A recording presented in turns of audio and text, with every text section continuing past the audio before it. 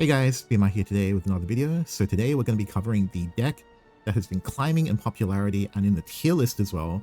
I now consider this deck to be tier 1 and one of the absolute best decks of the format. It has a great matchup against the majority of decks. I'm talking of course about Roach Forest. So as you can see, I just hit Master Tier in Diamond Group. So I have a 63% rate in Diamond. I was very close to getting 70%, but I tilted on the last 10k and I started playing random various decks, including Forest, which I figured out how to play halfway through, and then my win rate skyrocketed, and here I am doing a video showing you guys how to play it. Before we get into the video, one question I get asked all the time is, Beamer, where do I find the top performing deck list and the tier list? Well, I recommend a website called shadowversemaster.com, where we regularly update the deck lists that are performing the best in the ladder and tournament scene. And also, you can check out the tier list, which is regularly updated by myself. So you can check out the various archetypes, and you can have a look at the most popular builds, the featured deck lists, and various statistics. Whenever you use shadowversemaster.com or watch one of my YouTube videos, you can rest easy knowing that all of the content has been carefully created by one of Shadowverse's best Western players of all time, which is myself. You can see my list of results through from 2018 all the way to 2022. And I'm more than happy to share this information with you guys. All I ask is that you leave us a like and subscribe, and you use our website. Also, if you are interested in supporting us any more than that, we also have an exclusive Patreon, so make sure to check that out. I hope you guys enjoy the rest of the video. So today's deck list is Roach Forest, and I took this list from Townwork, so he's a very strong Japanese player, and I believe he's had some excellent results in ratings for the original Shadowverse, so credit to him for this deck list. So I will go through all of the cards and kind of their various use cases. So first of all, we'll start with Good Fairy of the Pond. So it's a 1-drop. This is one of your ideal turn 1 plays. So essentially it's a 1-1. When it dies, you get a fairy to your hand. And of course, all fairies in this game have Rush.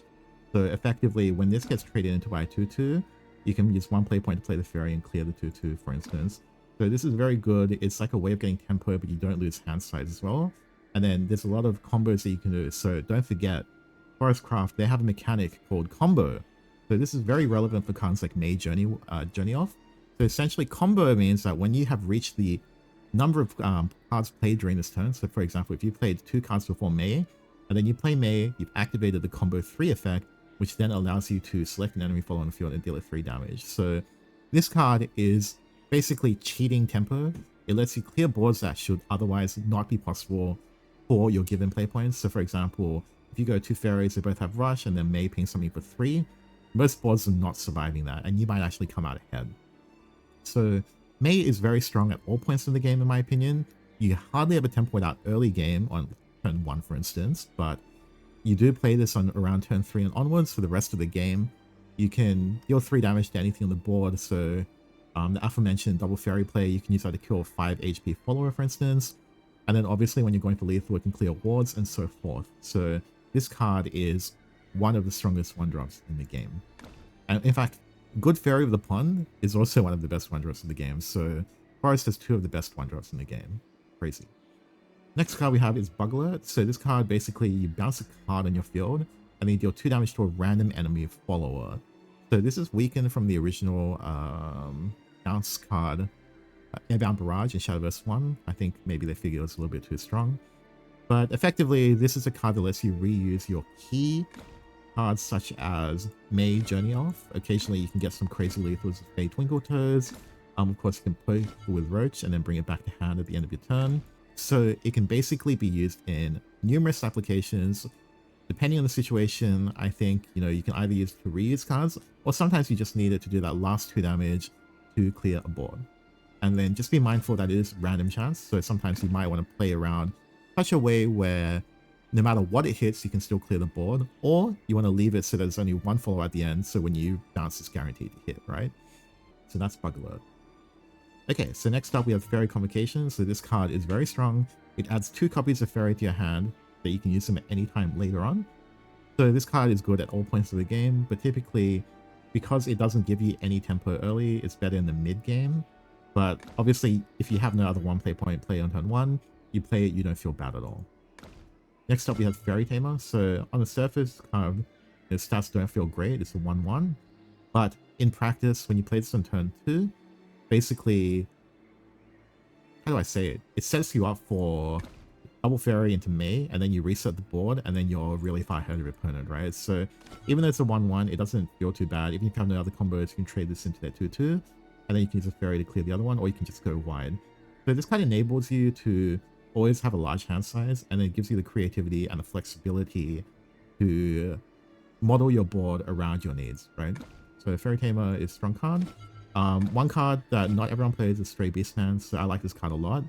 Essentially, in a lot of situations, right, it's not that easy to play 2 cards for 2 PP, right? So this card kind of eliminates that, so it's great in the early game. For instance, on turn 3, you don't need any setup, you can just go Stray Beastman into May Journey Elf, and then you get to clear their board, and you have to turn a 1-1. And then this is great against cards like Polo, for instance.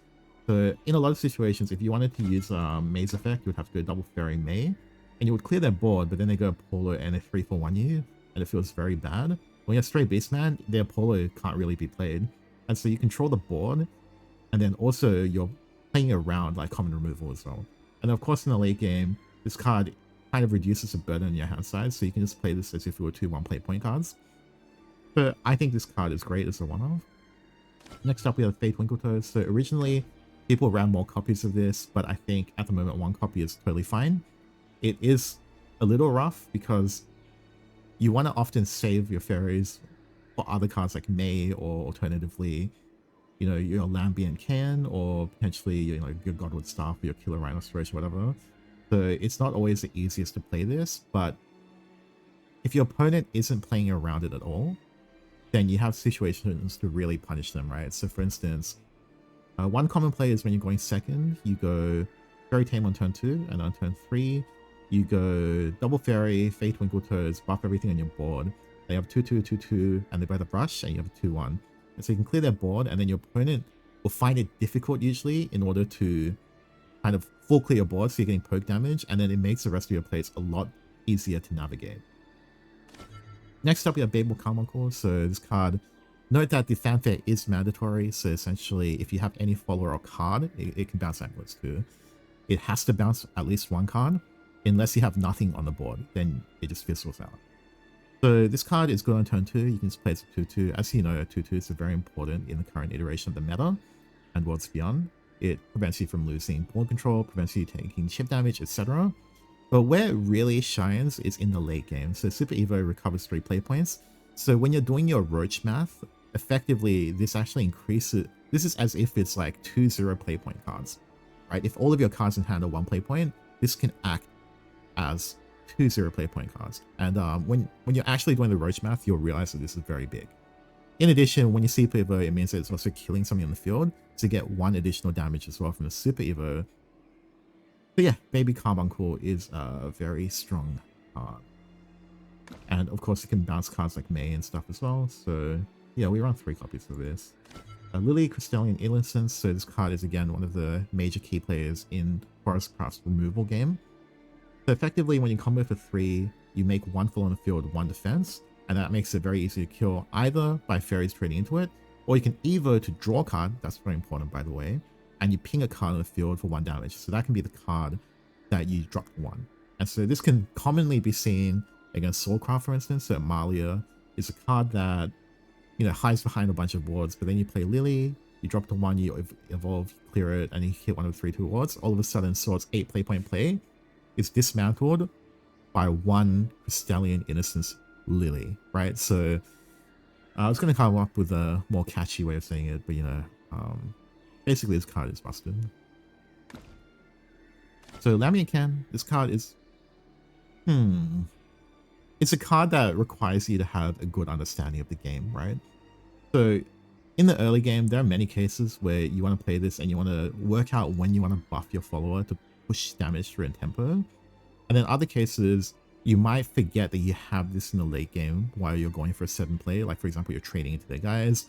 Alternatively, you're buffing your Roach for that 1 additional point of damage. So you need to keep this in mind when you're doing your mathematics. Of course, when you combo 3, you get a 0 play point card, so Deep Bounty. So again, 0 play point cards are very important when doing Roach maths. It effectively increases your damage by 2 when you are playing 2 Roaches for lethal. In addition, this restore 1 defense to your leader effect is not bad either. there's many situations where by playing this, you actually go out of lethal range. So keep that in mind. Next one, we have finally the Killer Rhinoceros. So this card is a total menace. Essentially what it does is for every card you play this turn, it gains +1 attack, including itself. So a common lethal setup is basically, for example, you have one Roach in hand, you play a bunch of 1 play point cards, and then you play this Super Evil at probably like 9 damage to face or more, right? Alternatively, when you have the Godwood Staff, which we consider one of the most broken cards in the game, you can basically play 2 Roaches with only 1 in hand, and then basically you can do Roach, Swing, bounce with Godwood Staff's engage effect, and play Roach again, Super Evil, go face. And so essentially this can often do over 10, 12, 15 damage depending on how many 0 play point cards you have in hand. And then finally, you want to consider the situations where you're just literally going Roach, hitting face, and then you bounce it back to hand, and so you're setting up a 2-turn lethal. So that's pretty much the main kind of use cases for Roach. Next we have Godwood Staff. So this is like the you never run out of resources card. So if you find a comfortable position to play this, play it, and it means that you don't run out of cards in hand for the rest of the game. And then it also sets it up that you can bounce Roach after you play it when you're going for lethal. So it's a 0 play point bounce, right? Which is very strong. Yeah. I think in most cases, one of the things you have to watch out for is the fact that if you play this, you might take a bit of face damage, but I think the trade-off is acceptable if you have a way to reverse the tempo on the board and clear their board. Next up we have Glade. So this card is broken. I think this card should actually be in my list of top 10 most OP cards. Basically, when you play this, it not only draws 2 cards, but it also clears the entire opponent's board in the majority of situations. It does like 7 damage like across the board, and then you evil it ends with 5-5. In most cases, it's just going to clear the entire board, so the opponent has to then deal with a 5-5, and that is not easy in the context of the current state of the game. So this card is very essential against Sword in particular. If you draw this against Sword, it makes your game a lot easier. But yeah, this card is just broken. Next up we have Aria, Lady of the Woods. So again, we have two Legendaries in the deck. These are interchangeable. You can run 2 copies of Olivia. You wouldn't go 2 copies of Aria though. I think you max out at 1 copy. If you don't have it, you can also run Crystalia Aaron, I think it's called. It's a 7-cost war that pops fall and heals. That card's really good actually. It's just not as good as these 2. But I think you can totally run it if you're missing on these Legendaries. Anyway, this card, when you play it, you gain the crest Aria, Lady of the Woods. So that means that every time you play Pixie Follower instead of Rush, it has Storm, so it can go face. In addition, when you Super Evo this, basically kill a follower on the field, you do 1 ping damage, and hopefully your 3 fairies can swing face as well. So this is potentially 4 face damage, and then depending on the matchup, for example against Haven, this is free win. Like, they can't handle the fact that their fairies can go face. After this is down, they have to rush to end the game, but there's just no way they can outrace you in most cases. Unless you're bricking. So Olivia, next one. So this card, a lot of people run 2 copies of this as well. I think that's fine as well. So essentially, you draw 2 cards, which is good. You restore 2 health to your leader, making it harder for them to aggress upon you. And finally, you recover 2 play points. So you play 1 play point card or 2 play point card, whatever it might be. So you have a bunch of fairies, it's usually fine. And then that'll allow you to usually clear 2 followers in the field, and then they take 2 damage. Or alternatively, the best use case is when they leave a 1-1 on your board, and then you evo that 1-1, and you swing 4 damage to face, and then you clear their follower with Olivia, dealing 5 damage to face. So they might have not taken any damage all game, but all of a sudden they're going from 20 HP to 15. And at 15, they have to be worried about dying to Roach if you have any 0 play point cards in hand. So this card is very strong. Highly recommend. And then finally we have Bale, Luxclave Warrior, so another very strong and overpowered card in my opinion. So basically, the reason why Forest is really good, right, is because they never know whether or not you actually have this card in hand. And so they have to play as if this card exists. And if they play as if this card exists, then they know that there's potential you can kill them with Roach on any given turn. So if you poke their HP at all, they're at 14 or 13, they won't even feel safe even have the ward because it's actually pings for 4 damage as well. So there's not many decks that can actually properly suppress a Roach lethal. I think the only 2 decks that come to mind is one, it would be the Swordcraft artifact deck, where basically they can drop a lot of the 1/5 fortifier artifacts. And the other deck that I can think of is Sword, where they drop Amalia, they full clear board, they super evo one of the 3/2 attackers. They have 4 wards in the field. And that is usually a little bit difficult to answer. Definitely to OTK through, you definitely will find that challenging. So anyway, this card is very crucial. It adds your roach damage by a large margin as well, especially when you're playing 2 roaches in the same turn for lethal. So that is basically the deck list.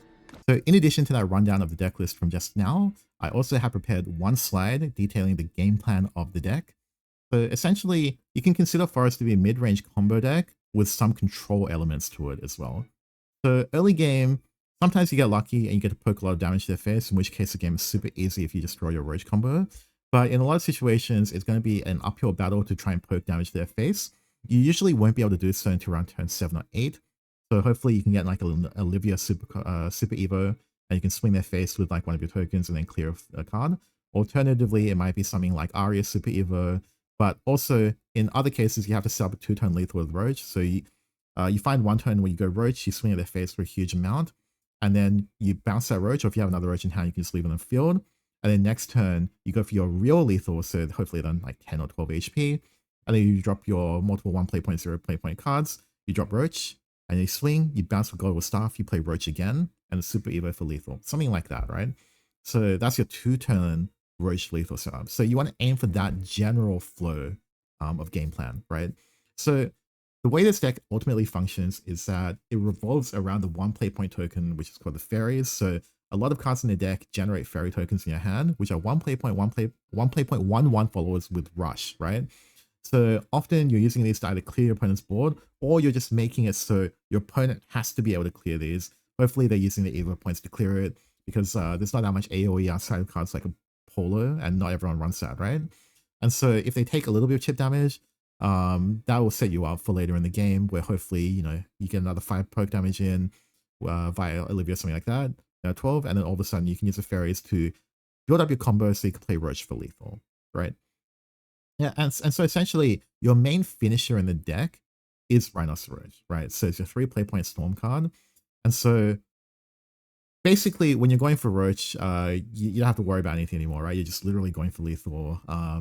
You just play all of your 1 play point, 0 play point cards. You swing face, you bounce, so you swing face again, right? That's literally how it is.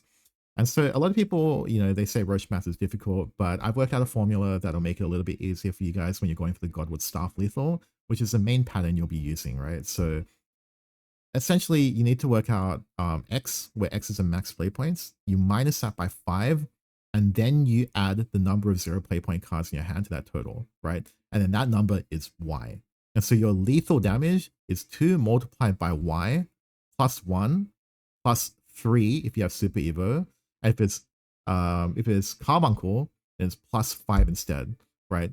And so essentially, this assumes that every card is 1 play point average, and you can just use that formula to really kind of you know, make the math and the time required a little bit easier. What I recommend is when you're starting out in the game, don't pass your turn right away. So for instance, if your turn 7 is reasonably easy to play, right? And then you're looking at getting lethal on turn 8, don't pass immediately even though your turn 7 is done. Use that turn, right? Use the rest of the timer to think about what you're going to do on turn 8 and how you're going to lethal, and if you even can lethal, right? And then that means that you actually get almost double or triple the amount of time than if you just passed immediately, right? Because you're going to be thinking a lot more than your opponent is in most situations. Granted, you do give your opponent time to think as well, but trust, like if you're new to the deck, time for you is more important than time for them, right? So I think that's something that you really need to take into consideration. So in terms of your mulligan targets, so I recommend these 6 cards are generally good mulligans, and it's dependent on matchup, but for the most part, you can usually keep Godwood Staff, Good Fairy of the Pond, Bale, and Glade. These are like almost always good. I think like the others, like they're dependent on the situation of the or the matchup, but I think can't really go wrong with these 6 cards, honestly. If you see them, you can just keep them. They're all good. They guarantee different parts, right? So some of them guarantee your early game. Some of them guarantee the fact that you never run out of cards in hand and you can set up the Roach lethal for later. Glade is like you never lose board in the mid game. And then Bale allows you to do things that shouldn't otherwise be possible, either in terms of clearing the enemy board, or alternatively, going for lethal with a 0 play point card with Roach, right? And then Fairy Tamer just bridges everything, right? Like as in, the hand is even remotely workable, Fairy Tamer will make that into a reality. So that's your mulligan. And so we also have a bunch of replays prepared for you guys with commentary. So I hope you guys will check that out and enjoy. So here we have a portal versus forest game. You'll notice that the mulligan choice we have here is to only keep Bale. The rest of the hand is pretty underwhelming, right? So I think we can feel okay with this hand. I mean, a 2-2 is enough to contest. And the fact that you didn't point anything out is really good for us. It means that the best you can do is maybe like double 2-2, and it doesn't have that. So we are now very far ahead. We get to play Godwood Star for free, and we get to poke 2 damage. And although he can double pop it here, with double 3-3, it's not a big deal because we even have Glade. So at most we take 5 damage per case, at a maximum, but we can clear any body plays with Glade. So here we just pass, we don't need to play anything. It's a bit rough for sure, like we don't really like passing here, but we have Glade. If I were to redo like my top 10 most overpowered cards, this card will be on the list for sure. Like, when Forest started being on the rise, I realized how broken this card is. Both like on the Forest player side and like when you're on the receiving end. This is like basically adding Grey Lord at this point. Oh no, it's not adding Grey Lord this time. It's like the Forest equivalent, but obviously weaker, right? Nothing as powerful as adding Grey Lord. Yeah, this hand's really awful. Like, because we don't have an easy way to enable it. But we go for this because number one, I want to draw a card and see if I can hit anything. And then number two, we want to also decrease the cost of the Bale hand. But this is actually a bit of a low roll hand despite how good our early game was. We really needed somebody to make the hand kind of pop off a bit more, like a fairy generator. Which we've done. But it's still okay. I mean, here we can super Elo Aria and push some damage through.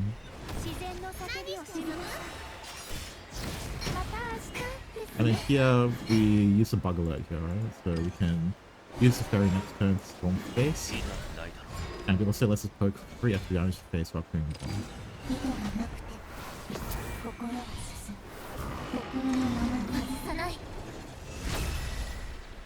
And so of course he's going to clear the Aria with Ultis, but I don't remember if he's straight here or not. I think he just goes all face. It's understandable because this is a race matchup, they don't want to wait too long and get us a chance to win.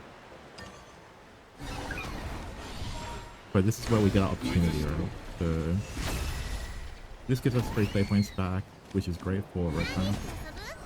So we just poke once and then we get a super Evo poke him, 1 damage, right? Don't forget that.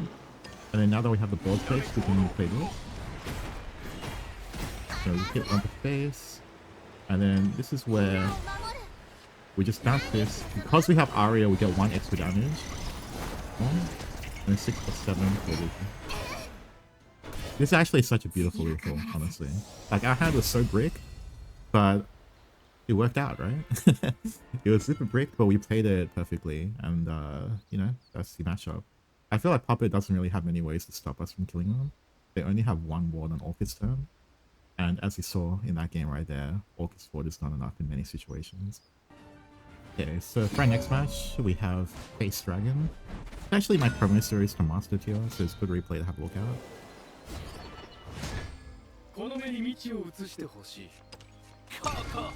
So I'm not actually sure this was a great keep, but I think good Fairy of the Pond is like a necessity when you're playing against aggro decks.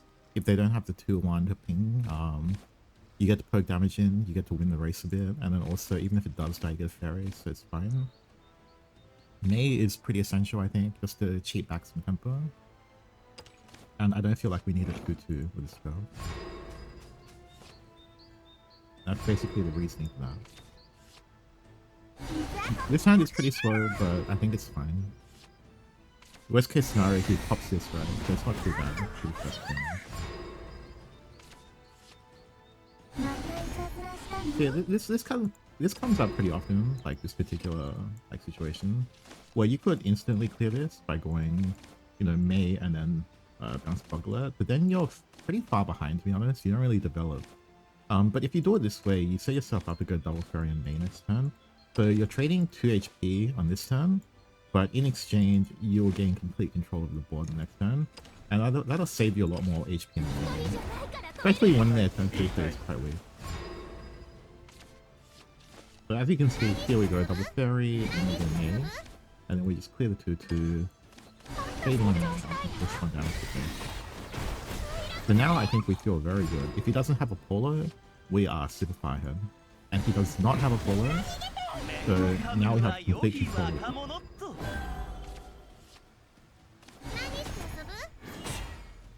Yeah, and so there is a bit of a consideration this turn. So you see, I played the fairy first and I swung, and then I bounced it after. This allows us to play this and get the Deepwood Bounty on the combo 3. There was a consideration of whether or not to do fairy or the fairy tamer, but given the makeup of our hand, I think that we just wanted to be able to have more play point efficient plays, and I don't think we have time to play another fairy tamer against this particular deck. And of course we buff here and we push 4 to face. It's essential. We have to be able to make them feel like they can't forte our face for free. Right, so now they're going to be forced to clear our board every turn. Now obviously here there's no forte available anyway, but it's about making them use that Evo point. It's making sure they can't do stuff like Otohime and then 4 damage to face. Like they have to clear it, right? And we know that no matter what they do here, we will always be able to clear that. So we have this. And we don't care if they forte here. If they forte, they die. Like, you know, they take 6 damage. And then you'll see here, it's set it up where if he goes face, which obviously he will, we can heal for 1 with this, and then that puts us out of range anyway. We don't have to play here, I think we don't die to anything anyway, but this does let us play Lily, drop it to 1 HP. And then we just go for the maximum tempo available. So we can push here, fill up our hat with fairies, and then we push 4 plus 5 human damage to face. So now we're making it literally impossible for him to go face.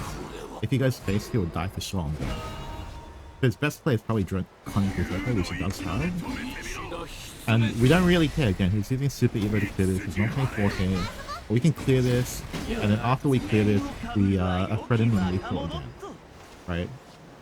And so maybe we're a little bit concerned if he has another Draconic Berserker, but the odds are so low, we probably do not need to worry about that.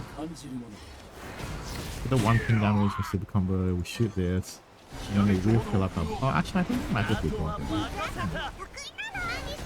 I think there was maybe an argument to go for the Godly stuff, but...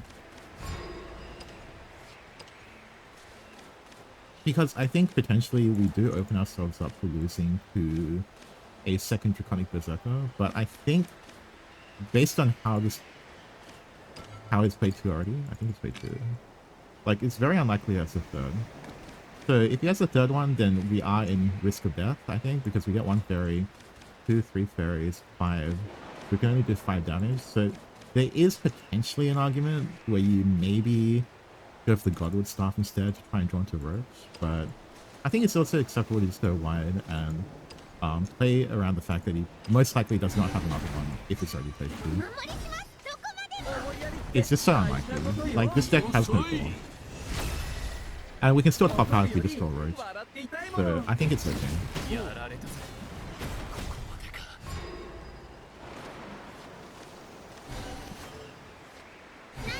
Of course we did draw Lily for the out anyway. I guess we would never lose that. But anyway, now we know he has no Super Evo, so this game's pretty much over. And now we get to play Godwood Staff, right? Let's get a draw. I think it doesn't really matter what we draw. Can't full clear this on 1 HP. Is that good? I think I got one. So we now have Runecraft. This is generally a fine matchup for us. In hindsight, I'm not sure I should have kept the Fairy Convocation, but I think against this matchup, I do like the idea of being able to go wide. They most likely have no real out to 2-1-1. Maybe they Stony Blast one, they take 1 damage, but usually they ignore it, so we get to get 2 damage. So I think this is an okay keep, especially with no Water Fairy. So yeah, we get 2 damage guaranteed.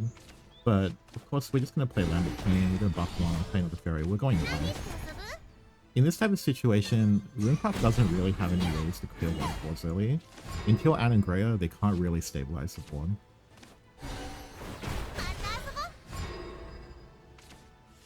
This is a very good compliment. It gives us the option to buff a follower, get the effect, and swing in. Of course, this hand is not good against Anne and Greya, but we can Lily and Evo and get the cargo. So we're not taking any poke damage, but he is going to be able to reset the board here for some. We need to get Roach in this game. It's one of those awkward games, so we need cargo. But because we drew Killer Killer on Roach, it might be okay. Yeah, so you might wonder why we use the 0 play point here. And the reason is that we want to be able to play the Lily and get the Lambert King effect as well, right? So we get a 0 play point back either way.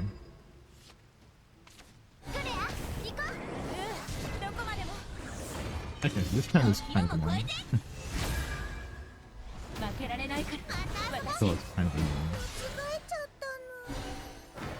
Our hand doesn't have an immediate out to this. I think I'm coping here a little bit. Yeah, I'm coping for sure.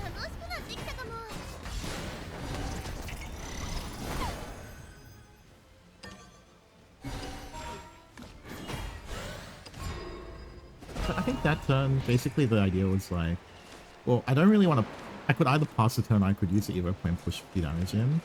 And of course I opted for this, but I think I made a misplay. So it's a small misplay, but I'll call it out anyway. I think I should have used the Lambert King to buff the fairy. Okay, so here we take 9 damage. If he has another Anne Greya, it's super hard for us. But fortunately he doesn't have a enough one. If he already had a pretty decent hand, the Anne Greya has all things considered. Okay, so here we go Olivia. Olivia is pretty crucial, like in these types of game states. Let's just double clear the board, force him to answer, and then we do creeping damage as well.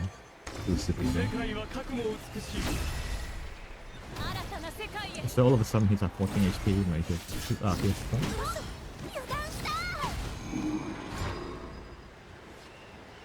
So yeah, 2-1 is like the most likely play to make, right? It gives him the ward, and of course it lets him clear the board.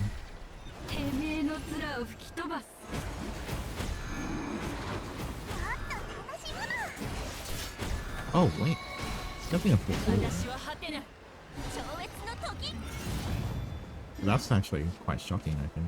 Okay, still gets a 5-5 roll. I think he got bailed out there.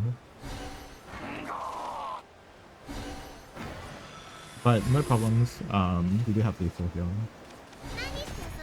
So generally speaking, when you have the 0 cost bail, it increases the roach damage by 1. Because it's 0 play points now. We have 2 0 play points. And then as you can see here, we're able to play multiple 0 play points, 2 1 play points, and we buff this. Alright, so 8 damage plus 1, plus 6. Oh, we didn't need to buff it. So we're actually 1 damage over.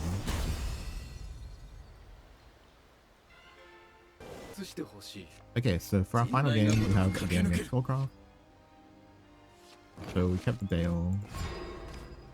Bale is pretty strong against Swordcraft, right? It's like one of our best ways of cheating out, like we're threatening their board, we're clearing it as well, and it's also like good for the combo if we're ahead. So here I didn't play straight Beast Hand, so I want to use that to take me if needed.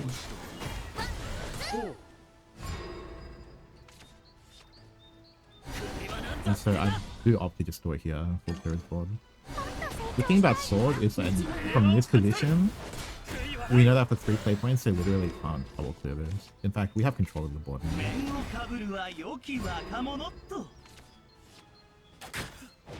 Wow, it's even better that we top this, to be honest. Now we have full control of the board.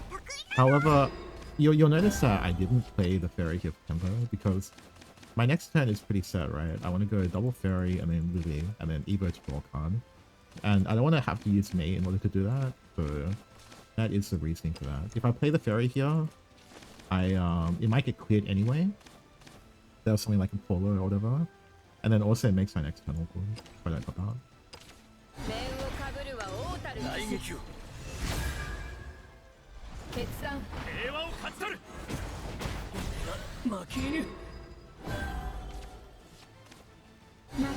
Well, we did pop out, but you know, you can't play around. You know. So as a result, we are able to fail. This is a very good pop. Well, actually, no. We're not going second.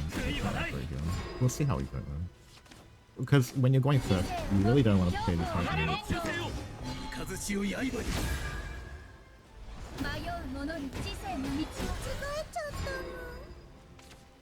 Okay. Alright, we popped out, boys. Broken card, let's go. Forest Alley Grail, let's go.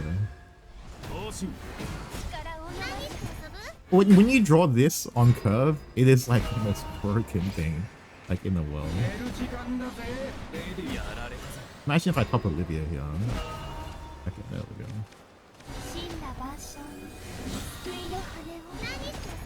Look, I will say there was probably an argument for me not to play Ari though.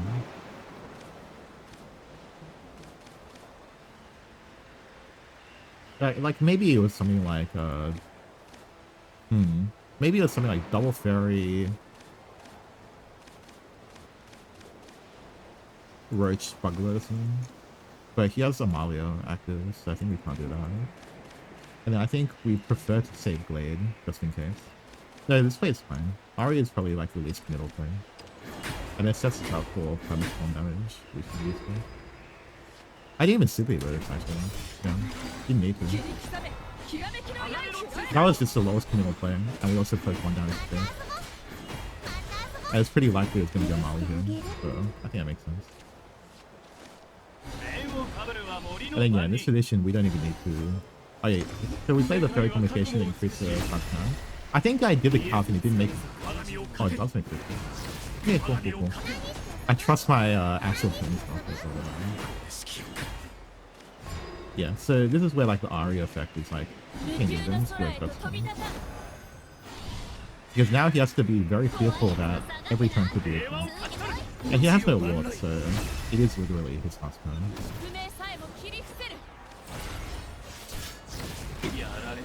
This matchup I would not say is favored for Forester, but you can win it. You can win it for sure. Very dependent on drawing the 5 plus 2 third form. But yeah, here you can see it's like there's no question. We definitely want to beat.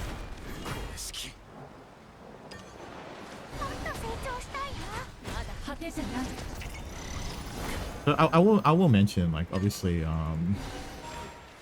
I think we could get 1 extra damage if we did, but you can be a bit more loose with how you do the lethal when you're over by 3 damage. So as you guys can see, this deck is clearly exceptionally strong. It has the tools to beat almost every matchup, and your win rate with the deck will scale with your experience and the level of play that you're actually exhibiting while piloting the deck. But I definitely recommend it. It's great for budget players. At the moment, I'm running 1 Olivia, 1 Aria, but you can definitely substitute it. You can run 2 Olivia and 0 Aria, for instance. You can actually cut down on the Legendaries altogether and run the 7 cost instead.